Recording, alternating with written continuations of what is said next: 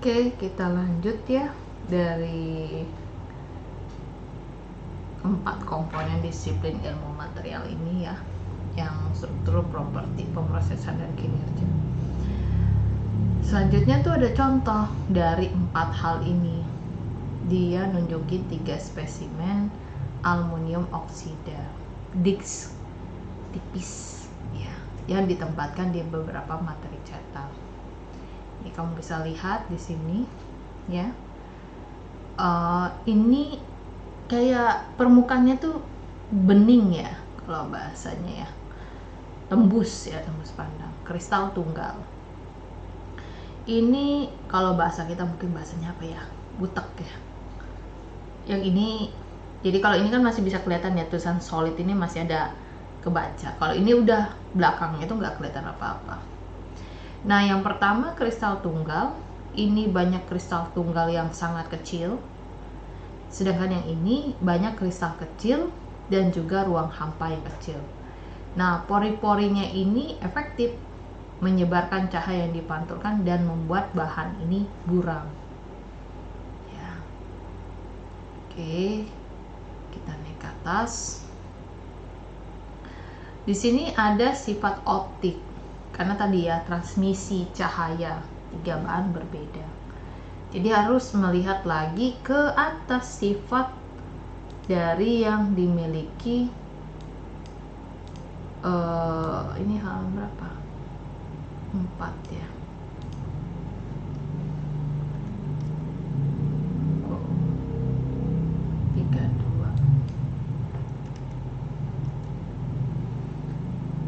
Yang di atas ini nih, sifat ini yang dimaksud. Mekanik, listrik, thermal, optik, dan heterotik. Balik lagi nih, karena ini bendanya benda padat ya. Nah, masing-masing punya transmisi cahaya yang berbeda. Yang pertama transparan, yang kedua sedikit tembus kalau kita katakan, yang terakhir buram. Nah, semua spesimen ini punya aluminium oksida. Tapi yang kiri kristal tunggal, dan ini sempurna yang memunculkan transparansi. Kalau yang di tengah banyak kristal tunggal kecil, sehingga di sini sebagian cahayanya dipantulkan. Ya, jadi kebaca nih tulisan belakang kalau kita bilang tadi ya. Yang terakhir di sini banyak kristal kecil yang saling berhubungan, tetapi sejumlah besar pori atau ruang hampanya sangat kecil. Jadi pori-pori ini efektif menyebarkan cahaya yang dipantulkan dan membuat bahan ini buram. Jadi dari sini struktur ketiga spesimennya berbeda dari hal batas kristal dan pori-pori yang mempengaruhi sifat transmitasi optik. Nah, selanjutnya setiap bahan diproduksi itu memiliki teknik pengolahan berbeda. Dari transmitasi optik aja itu parameter penting atau sifat penting ya. Dari aplikasi in service, kinerja setiap material pun akan menjadi berbeda. Berarti kan untuk menghasilkan kristal yang transparan harus seperti apa? Yang setengah buram kita katakan harus seperti apa? Buram sekalipun teknik pengolahannya seperti apa?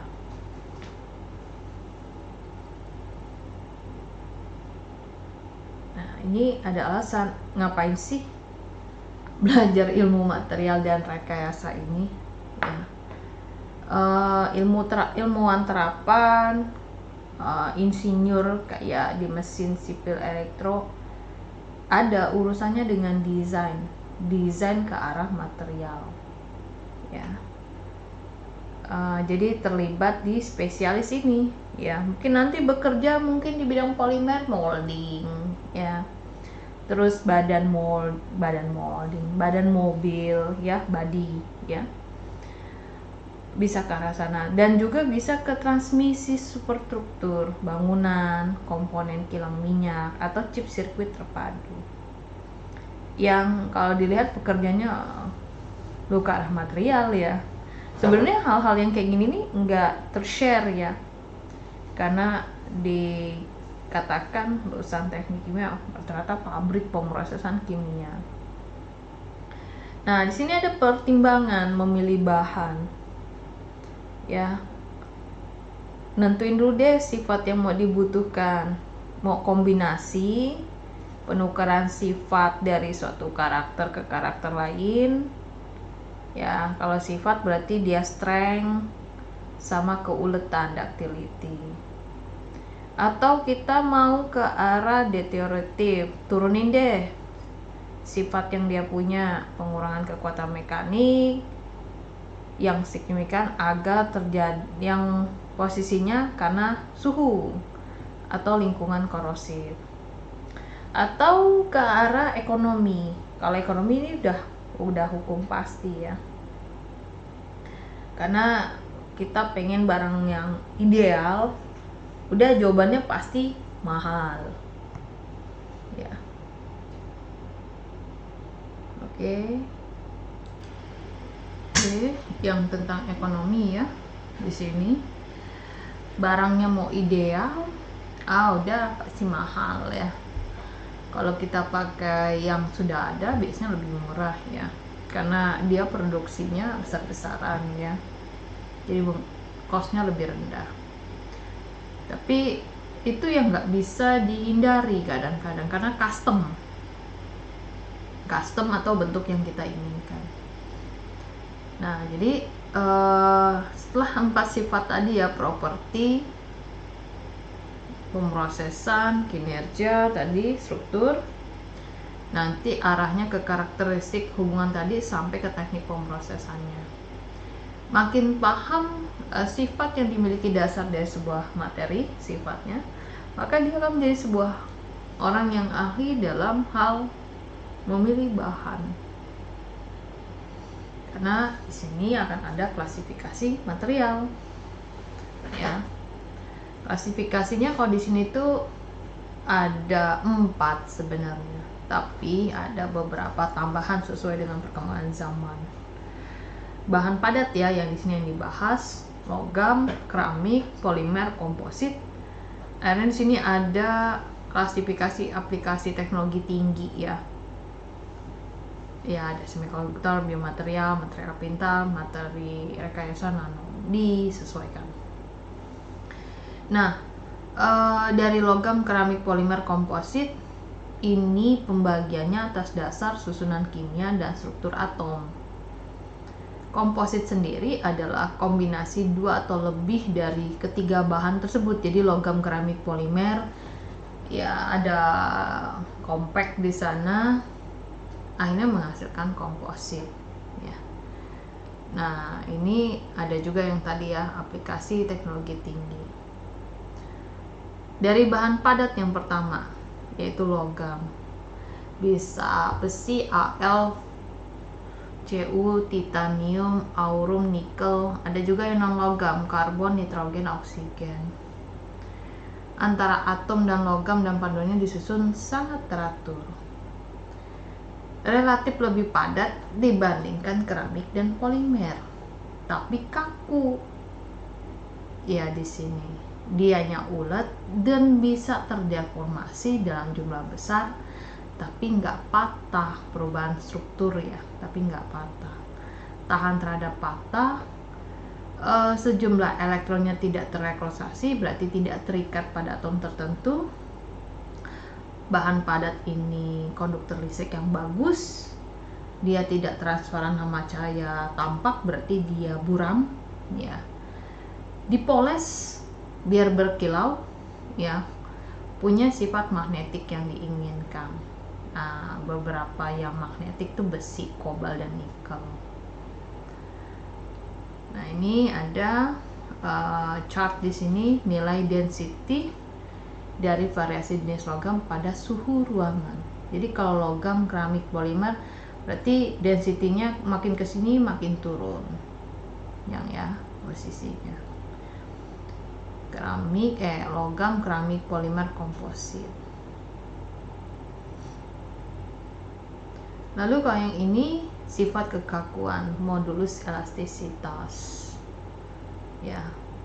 Posisinya metal, keramik, polimer, komposit. Ini posisinya yang tinggi ya, keramik, kekakuan ya. Begitu masuk polimer agak turun ke bawah. Lalu yang ini kekuatan tensil, metal, keramik, polimer, komposit. Iya di sini ya. Jadi sifat-sifat inilah yang mempertimbangkan material yang ada di logam. Selanjutnya bahan padat, keramik. Ya, di sini dia adalah unsur logam dan logam yang sering kita lihat adalah yang dari karbida, aluminium oksida, silikon dioksida, silikon karbida ya, maupun silikon nitrida. Kalau yang dulu lamanya sebelum logam ini dia yang tradisional ya, tanah liat, porselin ya, semen, kaca. Lalu di sini sifatnya kaku, kuat, lucu juga ya, kaku, kuat, dan sebanding dengan logam di sini kalau di perilaku mekaniknya. Sifatnya juga sangat keras, di sisi lain juga rapuh, sangat rentan terhadap patah. Ya, dan punya indikasi sifatnya insulatif terhadap aliran panas dan listrik.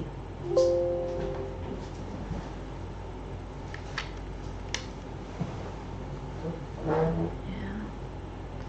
Dan lebih tahan pada suhu tinggi dan lingkungan yang keras dibandingkan logam dan polimer. Memang untuk menghasilkan keramik itu juga dia dipanaskan ya, kayak dikeringkan kembali ya. Dari karakteristik optiknya, transparan, tembus pandang, bisa buram ya, disesuaikan lah ya kalau di sini. Dan yang ngebuat dia beroksida itu adalah besi 3 ya, besi 4 ya. Besi 4, 2 ya, besi 4 ya, menunjukkan perilaku magnetik ya. Nah, yang dari keramik ini posisinya untuk yang fraktur ya. Ini bukan keramik ya. Maksudnya sifat dari bahan padat resistan terhadap patah ya, dilihat dari suhu ruangan. Yang patah ya ke keramik dan polimer. Ya. Suhu ruangan ya, bukan suhu yang lebih tinggi ya, suhu ruangan di sini. Lalu yang di sebelah sini konduktivitas listrik. Yang tadi kan yang paling bagus menghantar itu adalah logam ya. Nah, baru di sini muncul semikonduktor.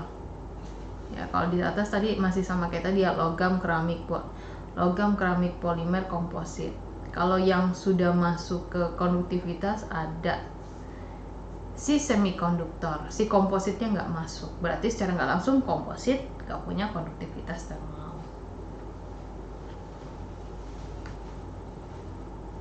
Nah, bahan yang ketiga adalah polimer ya.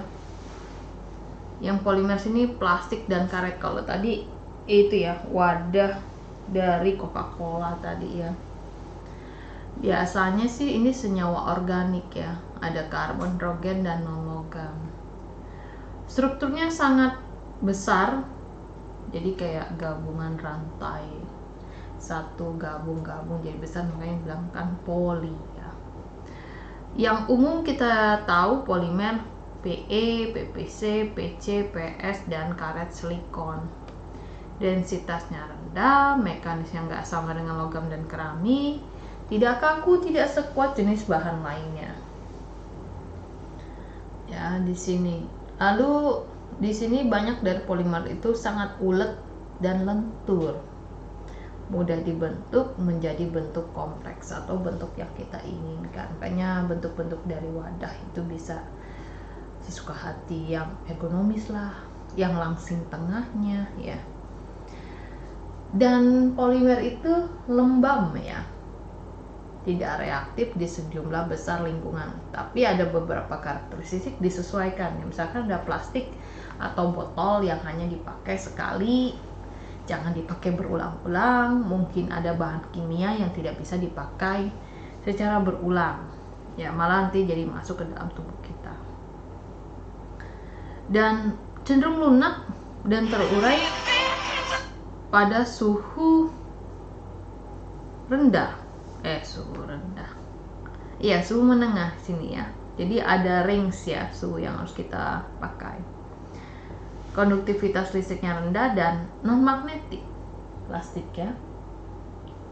Nah, ini ada sejumlah objek umum yang dari logam dan paduan logam ya. Ini sebenarnya gambarnya di atas harusnya ya, cuman disesuaikan ke arah sini. Ini yang logam ya, bahan padat yang logam tadi.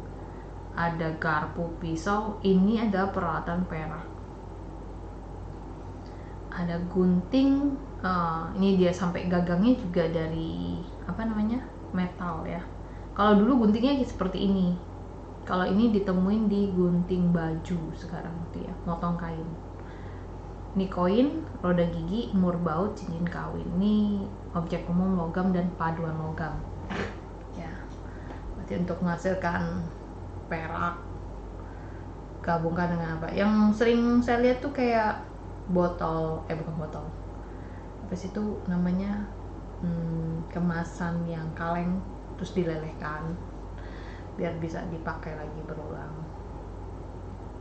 ya. Kalau emas ya dilebur, mau ubah misalnya nggak jadi cincin, misalnya jadi gelang ya, gabungan dari beberapa logam emas, cincin kawin gitu kan, atau apa gitu ya. Selanjutnya di sini dari keramik dia kasih contoh ya, ada batu bata, ini cangkir teh. Nah, kalau dulu tuh minum teh tuh miliknya orang China ya. Terus di sini vas kaca keramik ini ya, ada gunting.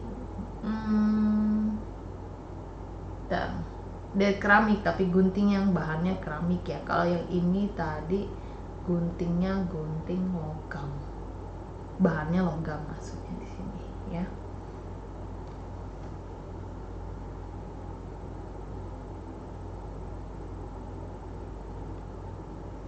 Dan juga di keramik ada yang bahan tembikar tadi ya, dari tanah liat.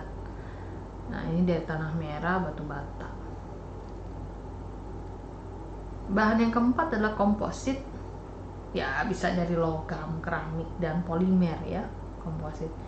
Tujuan dari komposit ini kombinasi sifat yang nggak bisa ditampilkan dari bahan tunggal. Jadi dia kan gabungin dari si logam, keramik, dan polimer tersebut. Dan sebenarnya ada beberapa bahan dari komposit ini bisa kita gabungkan dengan alami, bahan yang alami. Bisa sini kayu, tulang ya, sintesis dari komposit.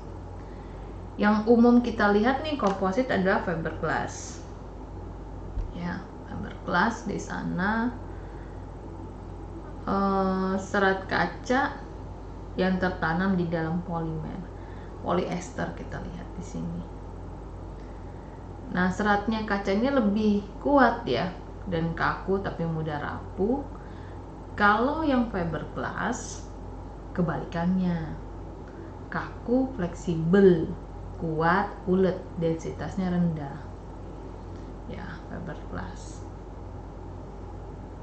Ada lagi beberapa juga bahan dari komposit polimer ya, berarti maksudnya cenderung dari bahan polimer, ngegabunginnya ya, antara logam, keramik, dan polimer ini. Diperkuat juga dengan serat karbon ya. Buat kemana? Untuk pesawat dan ruang angkasa ya, seperti misalnya sepeda, tongkat golf, raket tenis, papan ski, atau snowboard, yaitu polimer. Ini dia lebih kaku, lebih kuat, dan bahannya dari perkuat serat kaca, tapi harganya mahal ya. Jadi kayak mungkin yang tahu kalau olahraga golf itu olahraga yang paling mahal karena peralatannya ya lumayan gitu ya.